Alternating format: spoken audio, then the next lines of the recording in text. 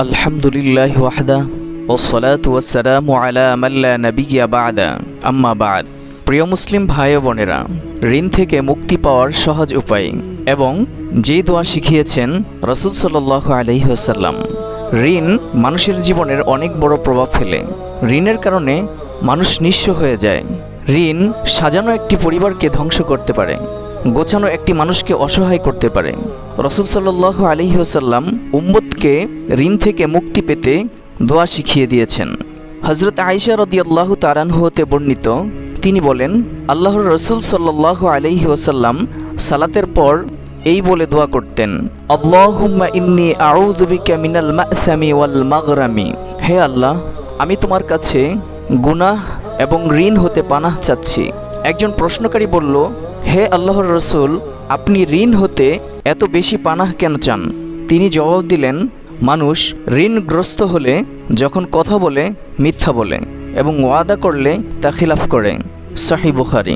হযরত আনাস ইবনে মালিক রাদিয়াল্লাহু তাআলা আনহু হতে বর্ণিত যে নবীজি সাল্লাল্লাহু আলাইহি ওয়াসাল্লাম আবু তালহাকে বলেন, তোমাদের ছেলেদের মধ্য থেকে একটি ছেলে খুঁজে আনো যে আমার খেদমত করতে পারে, এমনকি তাকে আমি খায়বারেও নিয়ে যেতে পারি। অতঃপর আবু তালহা রাদিয়াল্লাহু তাআলা আনহু আমাকে তার সোয়ারের পিছনে বসিয়ে নিয়ে চললেন। আমি তখন প্রায় সাবালক। আমি আল্লাহর রাসূল সাল্লাল্লাহু আলাইহি ওয়াসাল্লামের খেদমত করতে লাগলাম। তিনি যখন অবতরণ করতেন তখন প্রায় তাকে এই দোয়া পড়তে শুনতাম, আল্লাহুম্মা ইন্নী আউযু বিকা মিনাল হাম্মি ওয়াল হাযানি ওয়াল আজজি ওয়াল কাসালি ওয়াল বুখলি ওয়াল জুবনি ওয়া দালাআতিদ দাইনি ওয়া গালাবাতির রিজাল।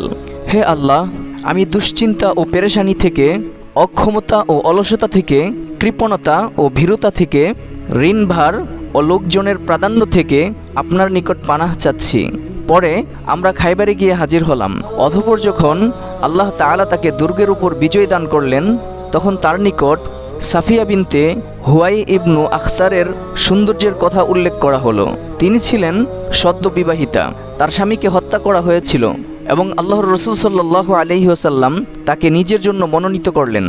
অতঃপর তাকে নিয়ে রওনা দিলেন। আমরা যখন সাদ্দুস সাহাবা নামক স্থানে পৌঁছলাম, তখন সাফিয়া রাদিয়াল্লাহু তাআলা আনহা হায়েজ থেকে পবিত্র হন। আল্লাহর রাসূল সাল্লাল্লাহু আলাইহি ওয়াসাল্লাম সেখানে তার সঙ্গে বাসর যাপন করেন। অতঃপর তিনি চামড়ার ছোট দস্তরখানে হায়েসা প্রস্তুত করে আমাকে আশেপাশের লোকজনকে ডাকার নির্দেশ দিলেন। এই ছিল আল্লাহর রাসূল সাল্লাল্লাহু আলাইহি ওয়াসাল্লামের সঙ্গে সাফিয়ার বিয়ের ওয়ালিমা। অতঃপর আমরা মদিনার দিকে রওনা দিলাম। আনাস রাদিয়াল্লাহু তাআলা আনহু বলেন, আমি দেখতে পেলাম যে আল্লাহর রাসূল সাল্লাল্লাহু আলাইহি ওয়াসাল্লাম তার পেছনে চাদর দিয়ে সাফিয়াকে পর্দা করছেন। উঠানামার প্রয়োজন হলে আল্লাহর রাসূল সাল্লাল্লাহু আলাইহি ওয়াসাল্লাম তার ওটের কাছে হাঁটু বাড়িয়ে বসতেন আর সাফিয়া রাদিয়াল্লাহু তাআলা আনহাকে তার উপর পা রেখে ওটে আরোহণ করতেন। এভাবে আমরা মদিনার নিকটবর্তী হলাম। তখন আল্লাহর রাসূল সাল্লাল্লাহু আলাইহি ওয়াসাল্লাম উহুদের দিকে তাকিয়ে বললেন, এটি এমন একটি পর্বত যা আমাদের ভালোবাসে এবং আমরাও তাকে ভালোবাসি।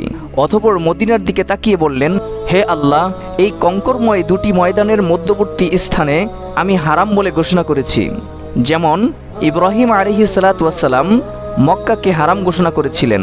হে আল্লাহ, আপনি তাদের মুত এবং সাতে বরকত দান করুন। সহিহ বুখারী।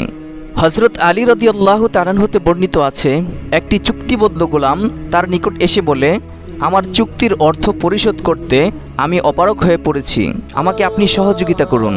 তিনি বললেন, আমি তোমাকে কি এমন একটি বাক্য শিখিয়ে দেব না যে আমাকে রাসূলুল্লাহ সাল্লাল্লাহু আলাইহি ওয়াসাল্লাম শিখিয়েছিলেন?